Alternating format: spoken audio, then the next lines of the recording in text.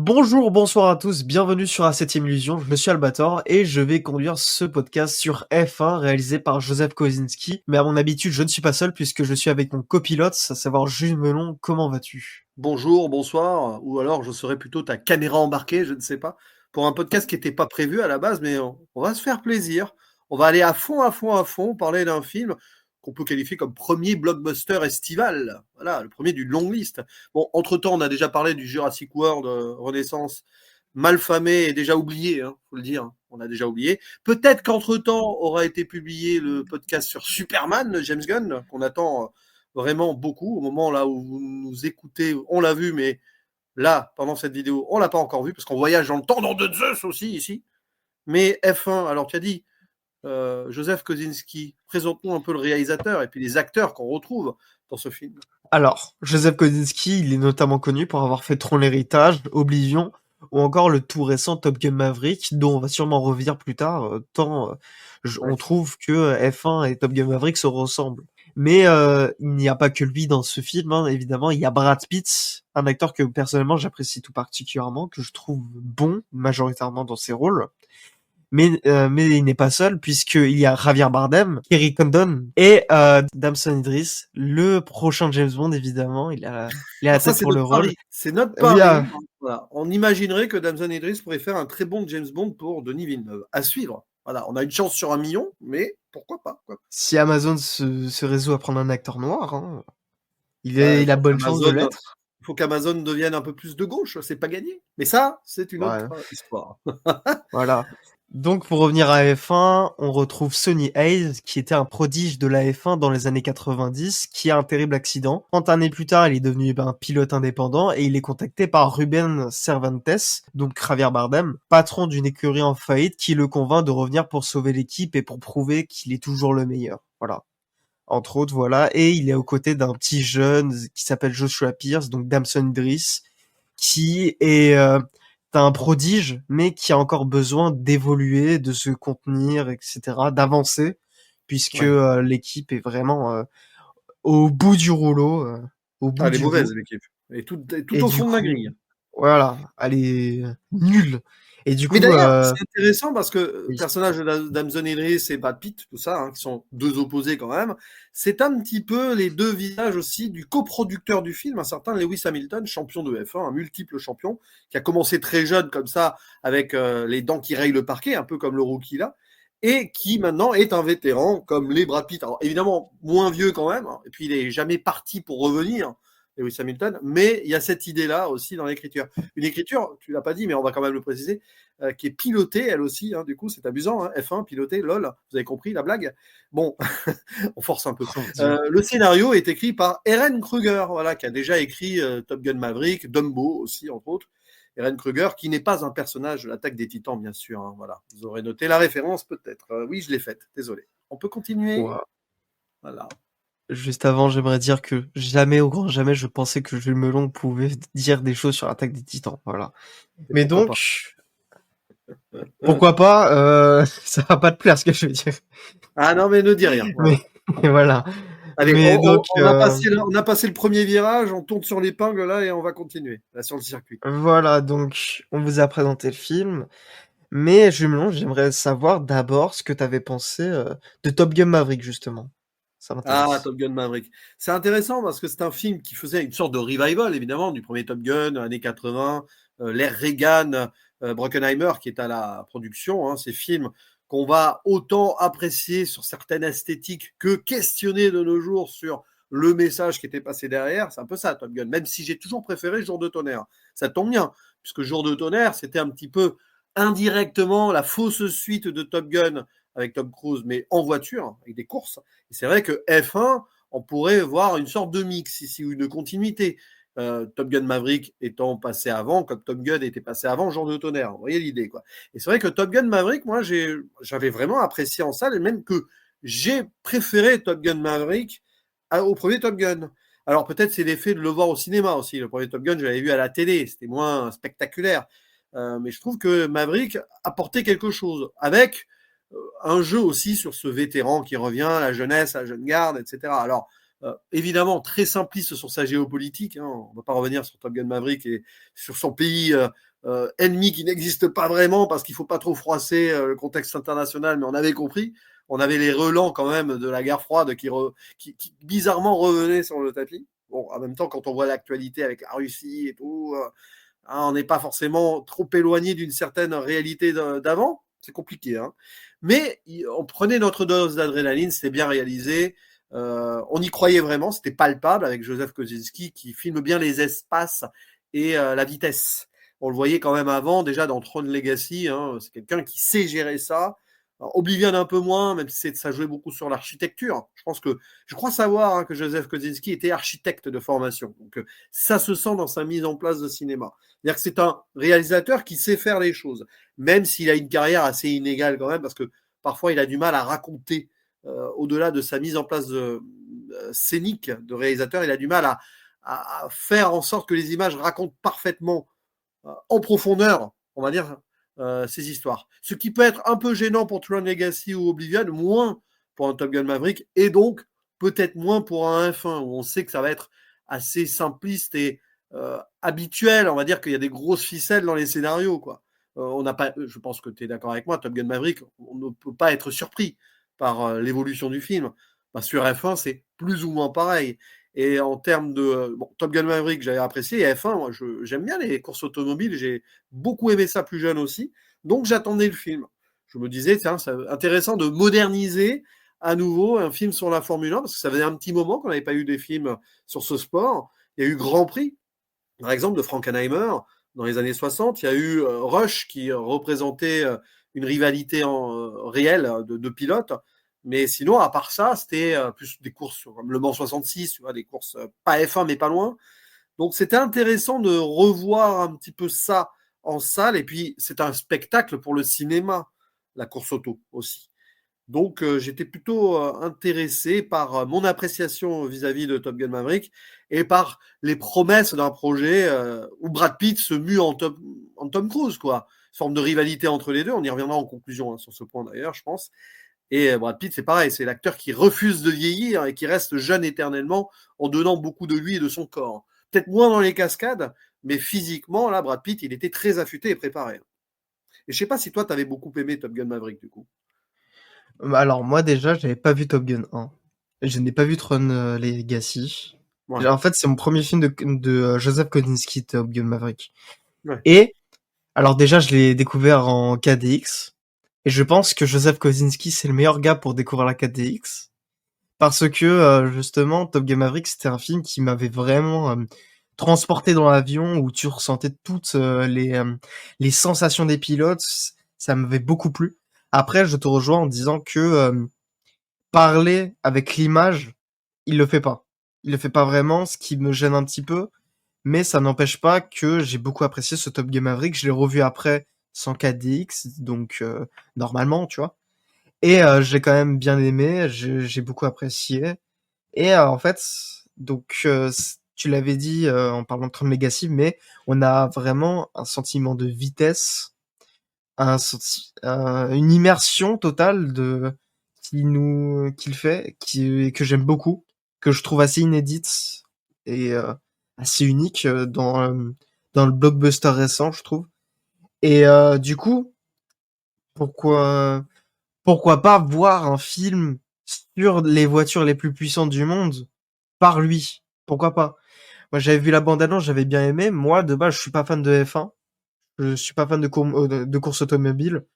Moi, les seules courses automobiles que j'aime bien regarder, c'est celle de Mario Kart.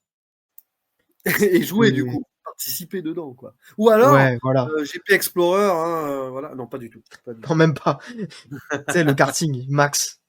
Voilà. Oui. Donc, F1, je me disais, bon, pourquoi pas?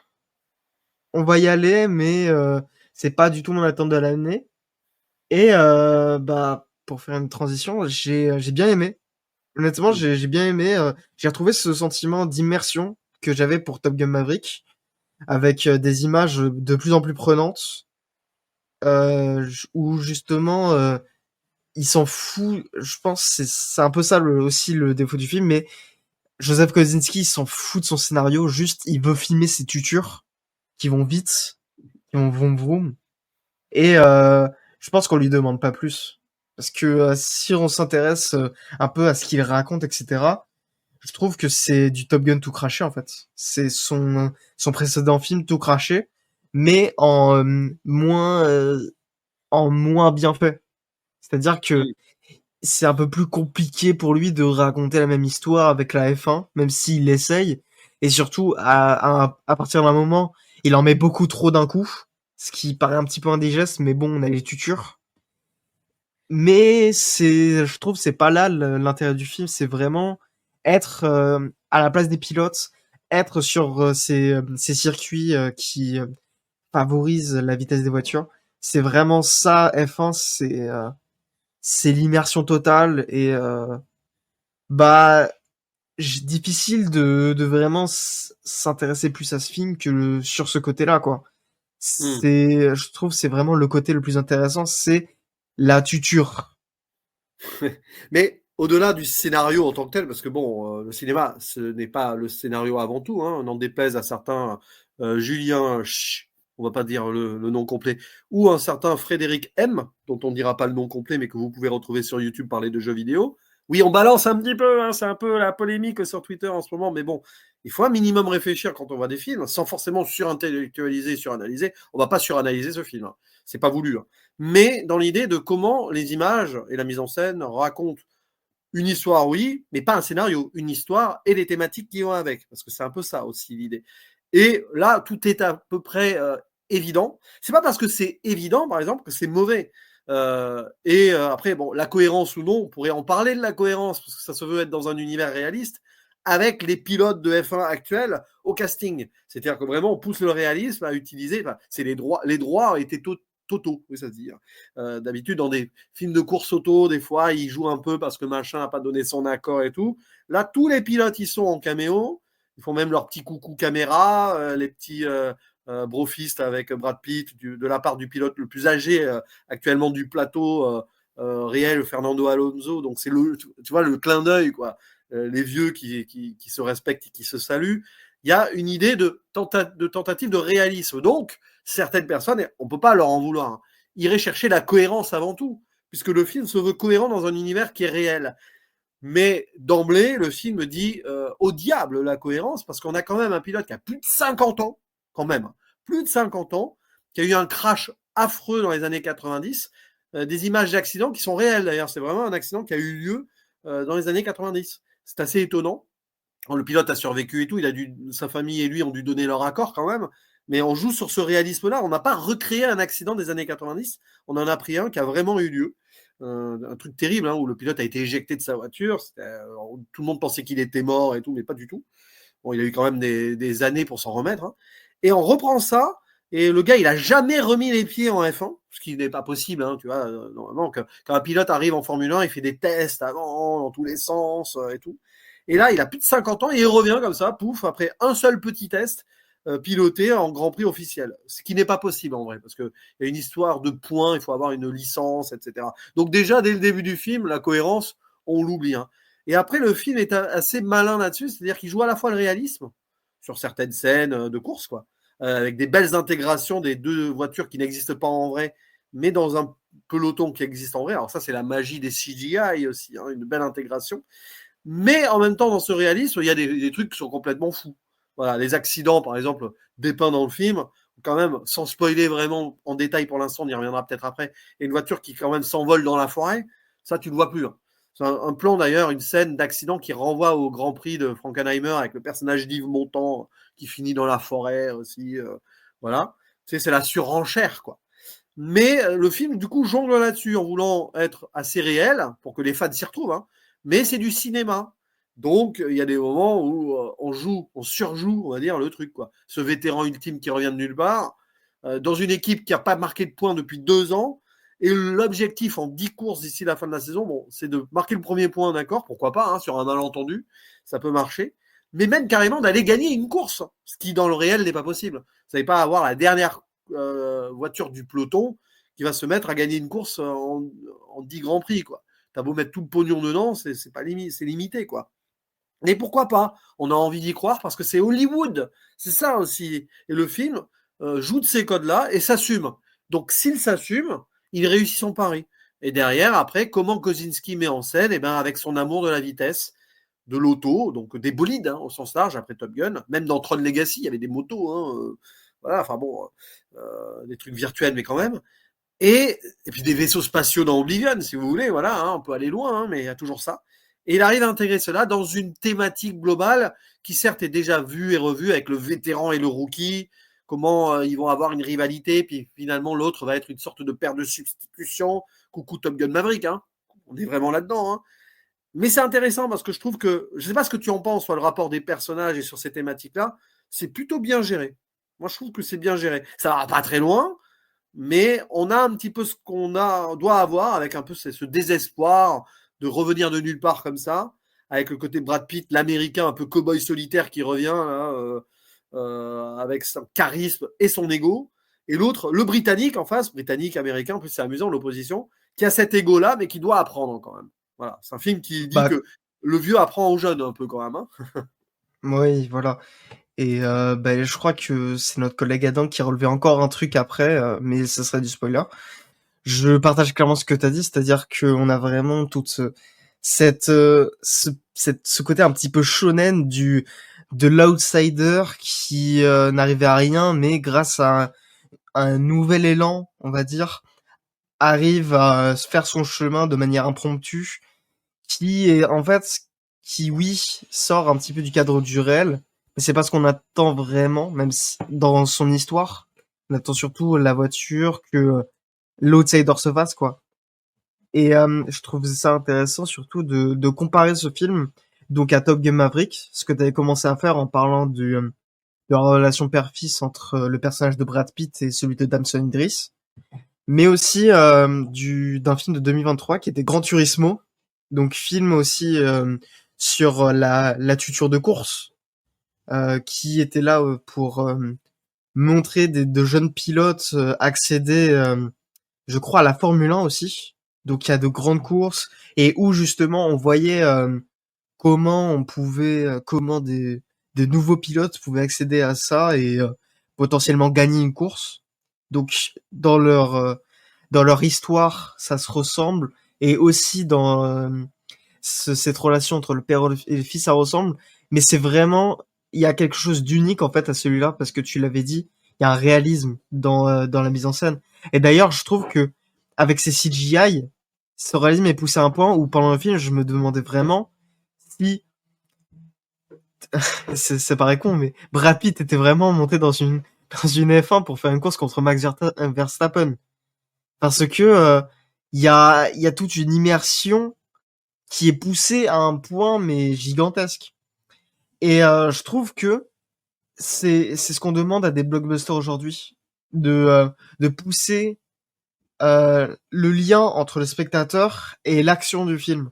Je trouve que on en a parlé dans l'un des derniers podcasts avec ce cher Gareth Edwards, mais avec tout son rapport au gigantesque, il y a aussi ça. Il y a aussi ce moyen de montrer un spectateur qui apprécie des choses qui le dépassent. Et là, ce même spectateur est immergé pareillement, mais là, beaucoup plus directement dans les voitures. Et pour revenir avec Top Gun Maverick, bah, je trouve que c'est un film qui arrive à faire un petit peu son chemin, puisque c'est un domaine tout particulier. On n'est pas dans les avions, on est dans les voitures. Donc ça implique toute cette même mythologie, on va dire. Mais bah, peut-être, je pense que Joseph Kosinski souffle un peu. Il faut qu'il souffle un peu parce que bah c'est quasiment le même film, mais moins bien travaillé au niveau de ses thématiques.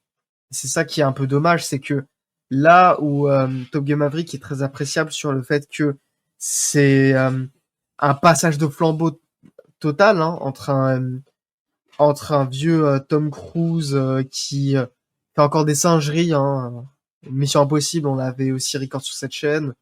Je crois pas que... Bah non, on n'a pas pu record Top Gun Maverick parce que nous n'existions pas encore. Mais là, on a un petit peu la même chose avec Brad Pitt qui fait encore des singeries. Et une jeune génération qui suit un petit peu, mais justement, le problème du film, c'est qu'il n'arrive pas à s'émanciper totalement. Il n'arrive pas à se faire sa propre place, sauf dans les visuels. C'est-à-dire que dans le milieu automobile, dans le milieu de film automobile, on peut pas vraiment faire mieux que ce qu'il a fait. Mais quand on compare quand on revient à la carrière de Joseph Kosinski, c'est compliqué de pas avoir une redite en fait. Et je trouve que c'est vraiment le truc dommage. La taille Que redite, sauf peut-être, alors c'est sur l'antagonisme, on va dire, sans voilà. aller trop loin, on va faire une zone spoiler rapide à un moment, mais l'antagonisme ici, c'est pas un truc géopolitique, c'est un truc hyper capitaliste dans le comité, c'est pour la survie de l'équipe, la survie de la passion face à ceux qui ne pensent qu'à l'argent, à l'argent. Bon, ouais, alors j'ai envie de dire, on souffle fort un minimum, là, parce que c'est le défaut du film, hein. Oui, l'argent et tout, mais bon, quand même, tu es dans un milieu à F1 où tu baignes dans l'argent. Alors, c'est pas non plus le sport du peuple, hein. Tu vois ce que je veux dire? À la rigueur, le personnage de Brad Pitt, il est redescendu de l'échelle sociale. On sent, il vit dans sa caravane, là. Quand il croit moyen, hein, quand même. Le gars, il parcourrait le monde dans son truc, dans son van, machin chose. Il arrive à pied. Enfin, t'as l'impression qu'il se téléporte parfois, un peu à droite, à gauche. Tiens, ça me rappelle aussi une critique récente d'un certain JDG sur 28 ans plus tard. Mais bon, dans l'idée, c'est le cowboy solitaire qui va un peu partout et qui veut se faire sa place en mode moi je suis indépendant, hein, mais ça va, t'es pas à plaindre non plus, j'imagine. Et puis le moment quand tu as du pognon et tout, tu vas pas dire non, hein. À un moment, il y a une histoire d'argent, il joue au jeu. Bon, tu vois, c'est un petit peu cynique sur ce plan-là quand même. C'est pour ça que sur l'antagonisme pur, le film marche moins bien que Top Gun Maverick. Mais j'ai envie de dire, ça permet d'être encore plus décomplexé sur l'immersion globale dans les images, dans le ressenti de la mise en scène, de la vitesse et tout. C'est pour ça que, quelque part, je suis presque plus attaché à la F1. En fait, je le reverrai plus avec plaisir que Top Gun Maverick, dans le sens où je suis plus en immersion là que dans les avions, par exemple. Le côté, voilà, immersion sur le circuit, tu le sens d'ailleurs, le travail sur le sol aussi de la vitesse, c'est un travail différent quand même que le travail dans les airs qu'il a fait sur Top Gun Maverick. Donc Kosinski, certes, il se répète un peu, mais il y a un autre travail de mise en place de décor et scénique quand même. Tu vois ce que je veux dire, dans le rapport aux voitures qui sont ancrées au sol ici, par rapport à Top Gun Maverick où ils pouvaient jouer plus en 3D, quoi. Oui, oui, je vois totalement, hein. C'est des vitesses différentes, mais tout aussi impactantes, oui. Mais Mais après, je- oui, ben, en fait, je partagerai un peu ton point de vue sur quel film je reverrai. Peut-être que je reverrai F1, malgré quand même ces 2h30, oui, parce que oui. ça paraît beaucoup, mais on est tellement immergé qu'on voit pas vraiment le temps passer. Mais c'est surtout qu'ils Mais déploient voilà, les circuits visités, parce qu'il faut savoir que pendant la prod et tout, ça ouais, a duré 2 ans. Ils ont tourné vraiment en même temps que des week-ends de Grand Prix. Donc bah, c'était aussi pour faire de la pub à la F1. Donc il fallait montrer quand même beaucoup de circuits, des infrastructures, des moments avec d'autres pilotes. On voit à un moment les chefs d'équipe interviewés et tout, avec un cynisme et une ironie envers cette petite équipe qui ne réussira jamais. On sent qu'il y a presque de l'autodérision, hein, parfois aussi dans certains trucs. Mais c'est pour ça on qu'ils voit ont. aussi avec C'est un tout. produit. C'est un produit marketing pour la F1 aussi. Donc c'est pour ça qu'ils ont étiré Oui, le oui. film. Voilà, c'est fou. Bah, c'est pour ça aussi qu'il y a autant de pilotes qui sont dedans, hein. C'est pour ça que on voit, on voit que le principal antagoniste sur la route, c'est donc aussi nos personnages de Brad Pitt, Johnson Idris qui sont rivaux, hein. Ce sont des rivaux, mais qui à un moment essaient quand même d'un peu s'entendre pour gagner la course. Mais Ouais. à la fin notamment, tu vois, c'est des vrais pilotes qu'on affronte.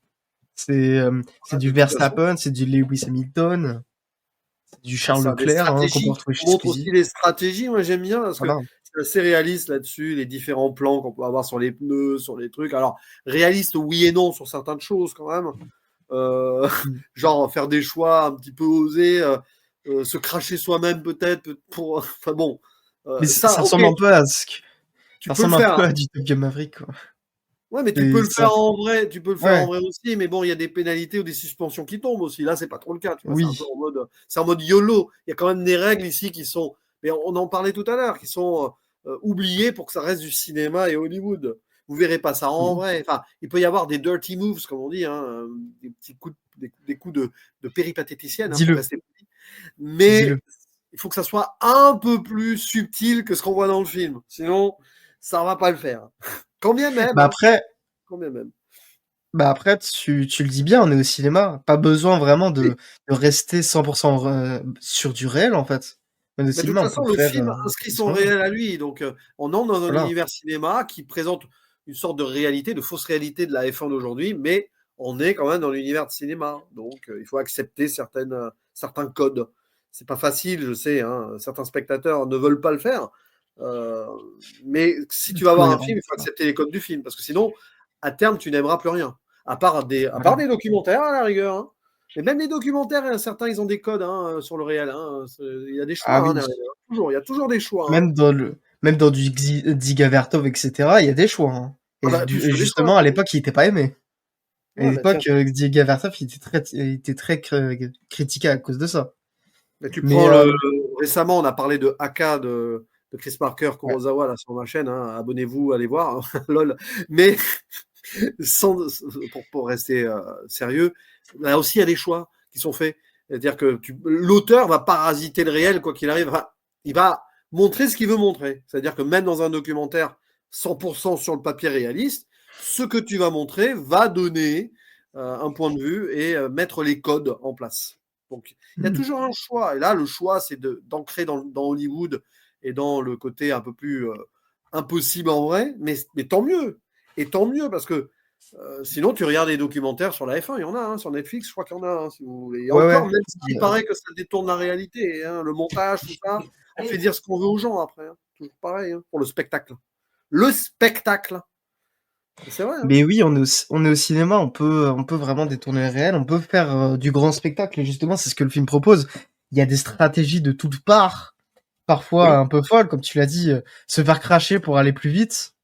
Voilà, quoi. Mais, Mais mais tu d'ailleurs, vois, ça reste tu dans sais, une logique. moi, avant de rentrer dans la zone spoiler, je me dis que là, depuis tout à l'heure, on ne parle que de testicules, de mecs et tout. Il y a quand même un personnage féminin principal, enfin, il y en a deux. Bon, est-ce que le film, évidemment, n'était pas destiné à être un petit peu trop mascu sur les bords? Et on est dans le monde de la F1, malheureusement, c'est quand même un des sports les plus Ouais, c'est déjà très masculins. mascu, quoi. Il y a pas Voilà, vraiment c'est de très femmes rare. dedans. Il y a Mais quelques juste, femmes qui ont des rôles dans la vraie vie, je parle voilà, d'ingénieurs. Oui, il y en a, mais c'est très rare. Et là, on a quand même alors c'est la chef technique, je crois, qui est jouée ouais. par Madame Condon. Attention à son nom de famille. Tout à l'heure, tu l'as un petit peu, tu l'as un petit peu Oui, ripé. oui, j'ai C'est pas remarqué, je me grave. suis corrigé, j'ai pas fait exprès. Aïe, aïe, aïe. C'est Je terrible. C'est suis, terrible. Ah, la jeunesse. j'ai des La problèmes, jeunesse. j'ai des problèmes, j'ai des problèmes au niveau de Non, mais prononciation.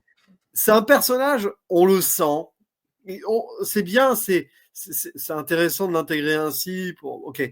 Mais malheureusement, dans le contexte du film, on n'y croit pas trop à l'intégration féministe. Pas vraiment. C'est fait au forceps et ça ne marche pas des masses. En fait, D'autant plus c'est plutôt elle devient une sorte de romantic interest au personnage de Brad Pitt. On souffle fort quand ils sont à Las Vegas. en En Ah, fait, il y a un autre personnage féminin qui oui, est très secondaire et qui pourrait aussi participer à peut-être parler un petit peu du féminisme dans la F1, mais c'est très bâclé en fait. tu C'est parles de vraiment l'importance. la mécanicienne Ouais, ouais, peut-être. ouais, ouais, Il y ouais, a ouais, la ouais. mère aussi. Il y a la mère du Oui, rookie, mais bon, là aussi, c'est la mère donneuse de leçons. là c'est Ça sert à là c'est rien. juste pour faire. Non, mais tu sais, Brad Pitt, il est quand même beau. Ça sert à C'est ça, le hein. pire. C'est terrible parce qu'ils utilisent la mère, donc à l'âge grosso modo de Brad Pitt, on va dire ça, pour dire, mais regarde, c'est quand même, il est beau, moi je trouve. Ça c'est juste pour glorifier l'ego et la beauté Elle a raison, c'est le mec.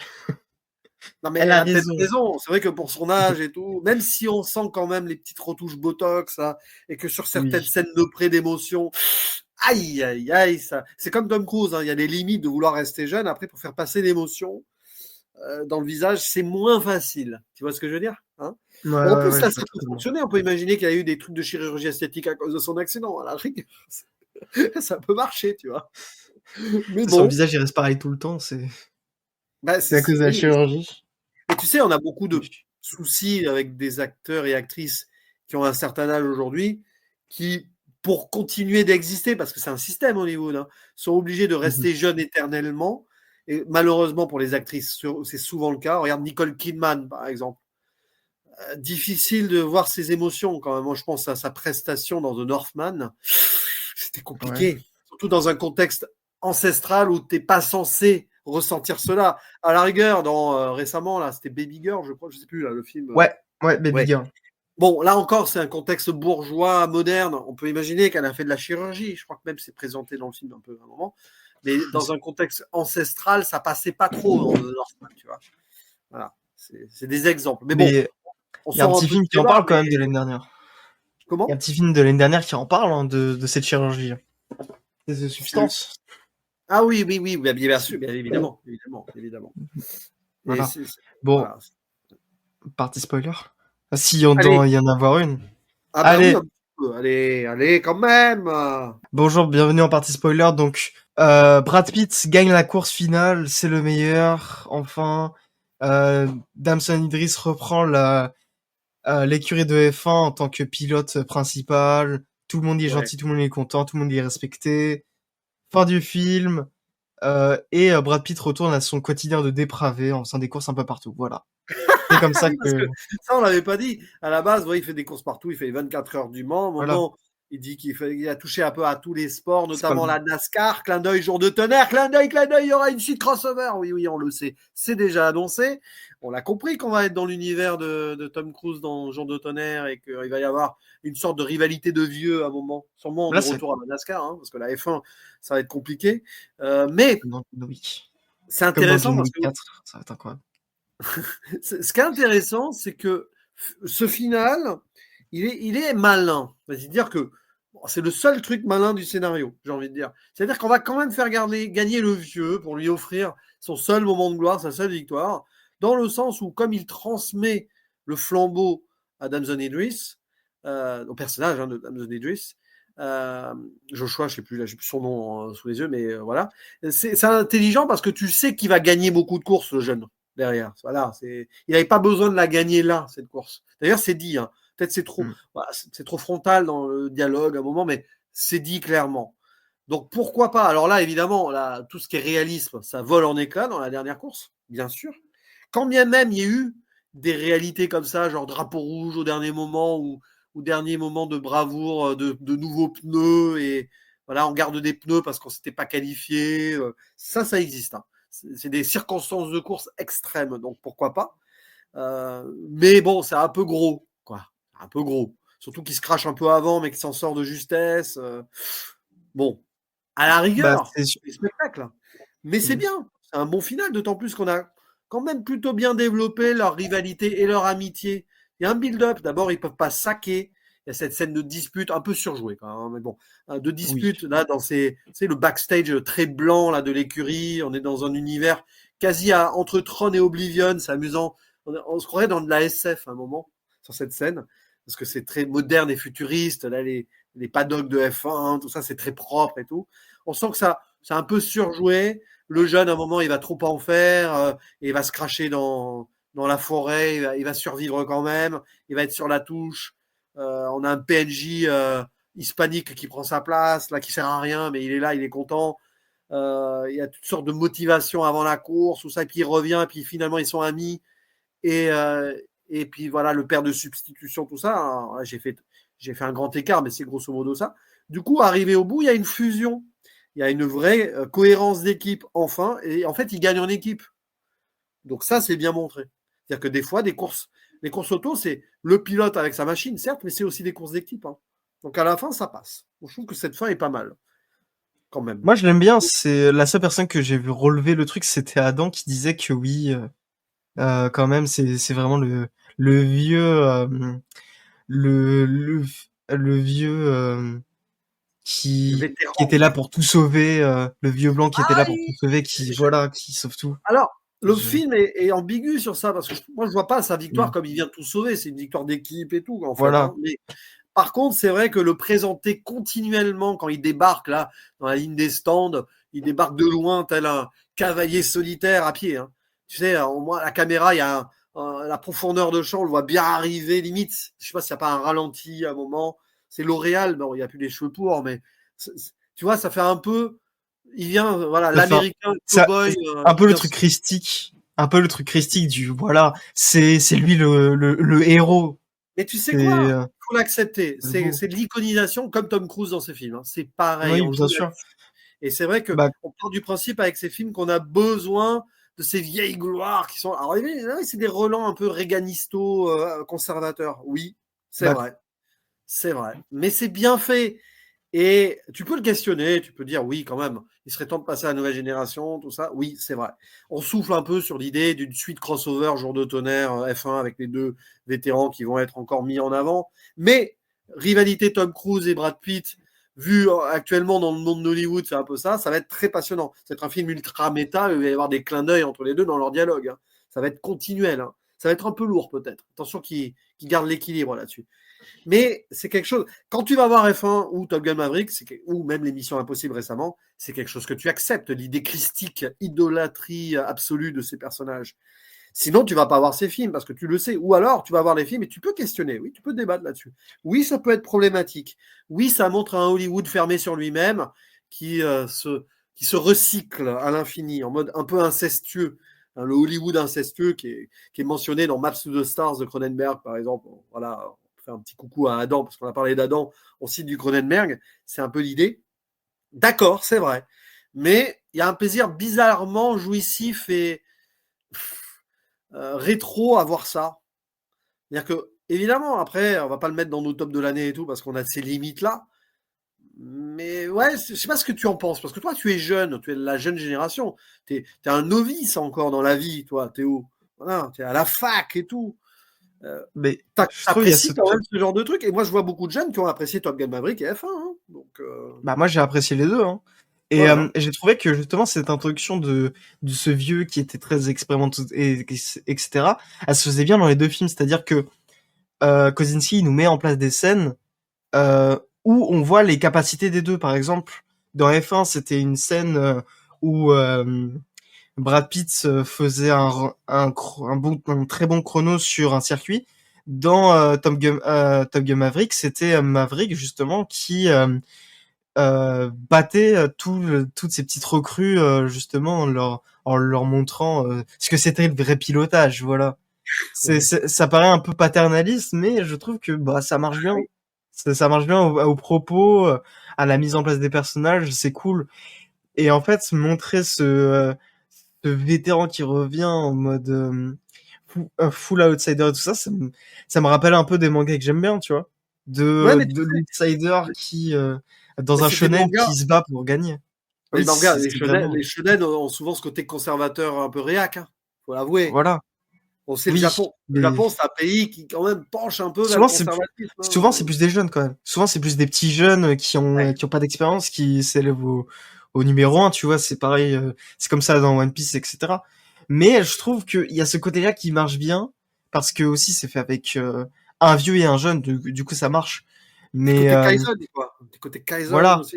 Aïe, Non aïe, mais aïe. oh mon Dieu, pourquoi on n'a jamais fait le podcast Kaizen? Je ne sais pas. On fera un Mais un rétro, dans jour, 10 ans, on fera une rétro Kaizen. Aïe, oh, aïe, aïe. Vous êtes ah, pas s'il prêts. vous plaît, dites-le en commentaire, s'il vous plaît, harcelez-nous. D'ici là, il aura fait des vrais films, hein. Enfin, oui, je crois qu'il va faire sa fiction, il C'est va faire son Interstellar, c'est vrai, In Ouais, ouais, il Extreme. veut faire un film aussi bon qu'Interstellar. Aïe, aïe, aïe. C'est Bref, oui, on souffle fort, Voilà, mais peut-être que ça sera génial, hein. Bref, peut-être, hein. il va peut-être devenir un très bon réalisateur. Attends, on peut avoir des surprises, hein. C'est Mais peut-être que le film de Mister V va être bien, on sait pas, hein. Moi, c'est vrai qu'il y a ça aussi. j'espère. Il y a un film avec Soprano là aussi qui sort. Mon Dieu, au secours. Ah ouais, il est Mais sorti cette semaine. ah là là, mais pour rester, parce que là on part dans tous les sens, Ouais, mais ouais, on est un peu dans mais le bac à sable là. On a sorti de piste, on revient, hop, box. voilà, Allez, box, on a tapé le box. rail, on va mettre des nouveaux pneus, on va gagner, on va foncer sur la conclusion. Mais Voilà. plus sérieusement, oui, il y a ce côté rétro à l'ancienne et ce côté, alors, qui joue une ambiguïté, comme par exemple le côté, tu l'as dit, paternalisto-patriarcal, donc conception assez capitaliste des choses, mais quand même on remet en question l'argent, là, pas du gain. Donc tu vois, c'est un peu, c'est pas cynique, mais c'est double jeu un peu là-dessus. On tente le côté underground quand même. Le vétéran, il est pas si friqué que ça, mais il est dans le système, mais pas trop. Presque un côté libertarien, et un côté eastwoodien même dans le personnage de Brad Pitt. Là, voilà, pas John Ford non plus, mais plutôt eastwoodien. Faut revenir à C'est un ça, le peu en côté loup blanc. Bah, de C'est un toute peu en façon, loup blanc, en voilà. fait. Non, Voilà. mais il y a quand même cette idée-là. Mais aussi, par exemple, on peut parler du culte du corps ou non.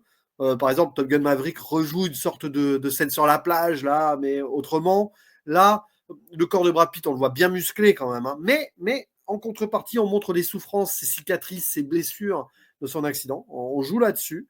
Même qu'à un moment, il va finir à l'hosto aussi, hein, blessé. Donc, il y a aussi ça. Le moment de la cicatrice et tout, ça rappelle aussi le personnage de Stallone.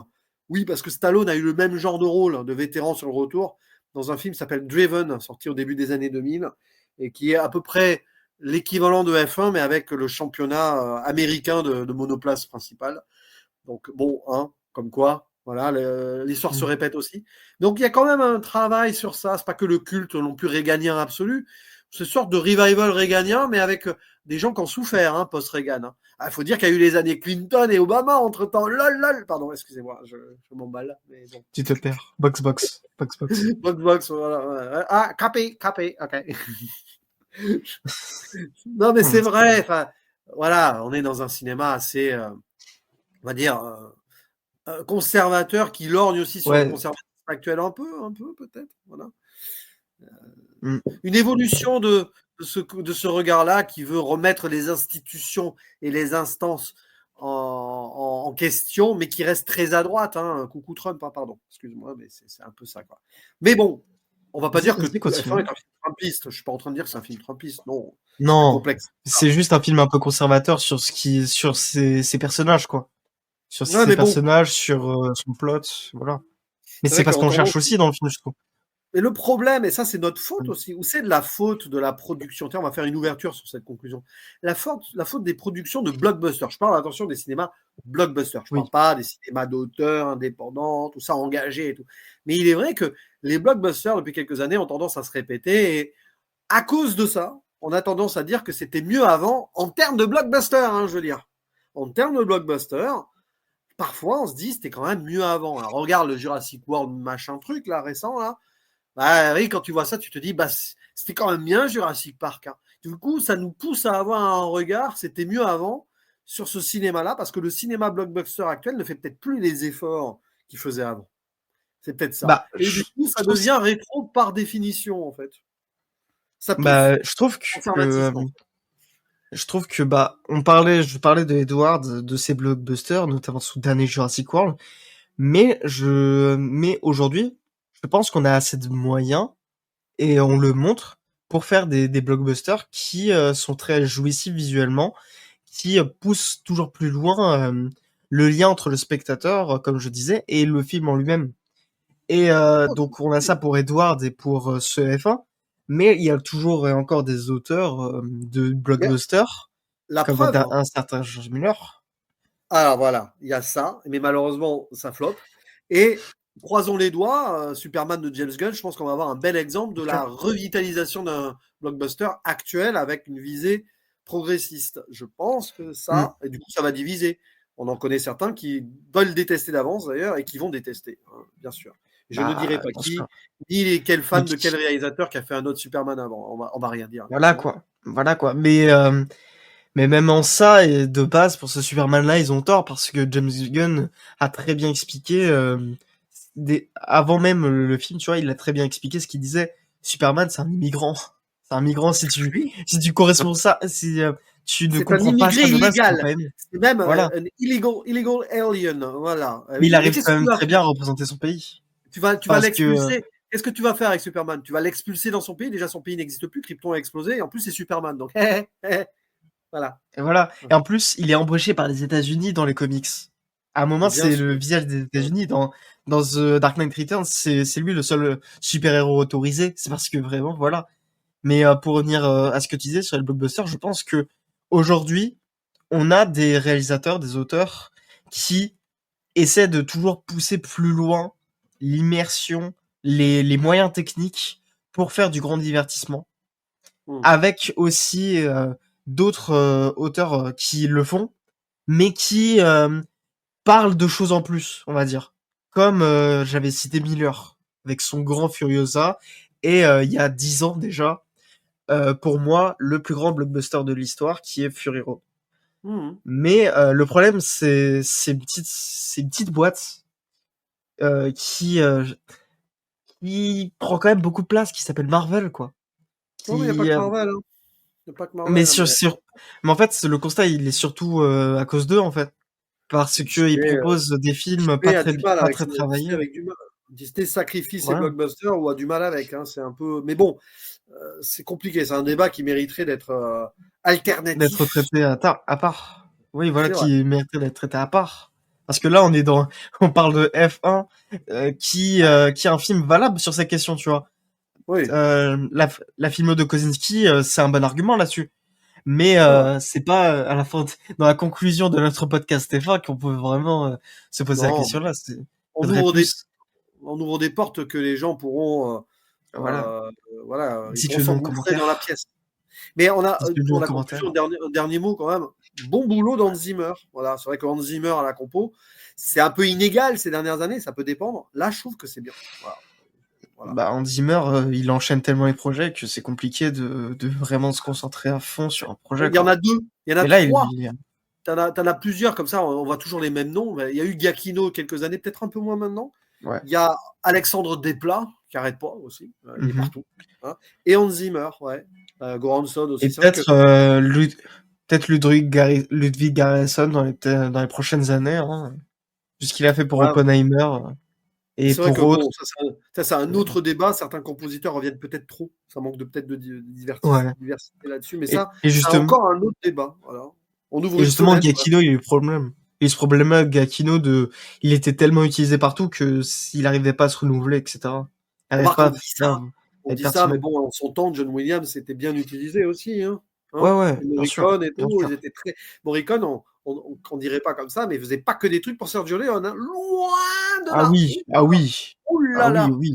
Ah, donc Même en voilà. France, Michel Legrand, il faisait pas que Oui. pour Jacques Demy, hein. Maurice Jarre aussi, qui faisait beaucoup de Mm. trucs un peu partout.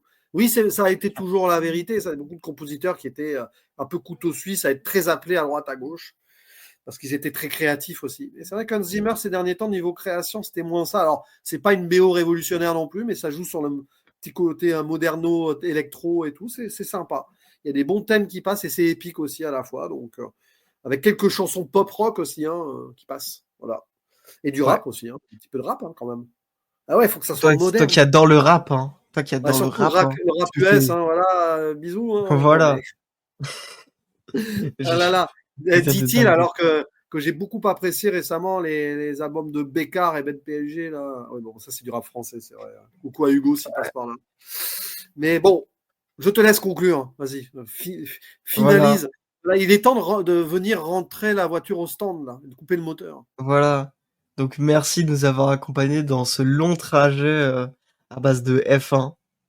Merci à toi, mon fidèle Waze, de m'avoir accompagné, mon fidèle jumelon, pour m'avoir aiguillé tout ce temps. Très gentil. C'est ça, je suis un peu le Euh, Sonny Hayes. Toi, t'es le personnage. On va quand même citer son nom, parce que depuis tout à l'heure, moi, je suis Sonny Hayes et toi, Joshua tu es Pierce. Joshua Pierce. Voilà, Noah Noah aussi. Pierce. Voilà. C'est ça. Noah, Voilà. c'est son surnom ou c'est son vrai nom? Bon, bref, peu importe. JP, Non, c'est comme il son est vrai nom. appelé par Sonny Hayes. JP JP. Sadi, pour revenir sur le grand emplacement, Ah non. Ah je non. appelle à l'aide, hein. Si quelqu'un veut record dessus, je suis très très chaud. Oh mon Dieu. Je suis tout seul à l'avoir vu dans la team. N'hésitez pas à le notifier en commentaire et à Aïe, aïe, aïe. notifier plein de trucs qu'on a dit, hein. C'est toujours bien le référencement. Notifiez-nous. Euh, Mais voilà. En tout voilà, cas, maintenant qu'on est au dans le parc respect. fermé, on va aller sur le podium, hein, célébrer notre victoire. Voilà. On Et on vous attend va au prendre tournant une en petite commentaire. Alors retraite. pour le coup, on vous attend au tournant pour de vrai. Voilà. Ouais, Et pas dans le muret, hein, s'il vous plaît. Hein. Vous crachez pas en commentaire, ça va pas le faire.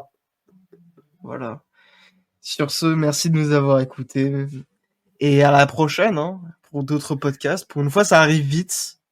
Parce que Voilà, on enchaîne. c'est C'est l'été, l'été. il y a plein de trucs, il y a plein de gros films. Profitez-en parce qu'à Du partir coup, d'août, ça va se ralentir quand même. voilà. Bon, vous Bisous. avez l'habitude, hein.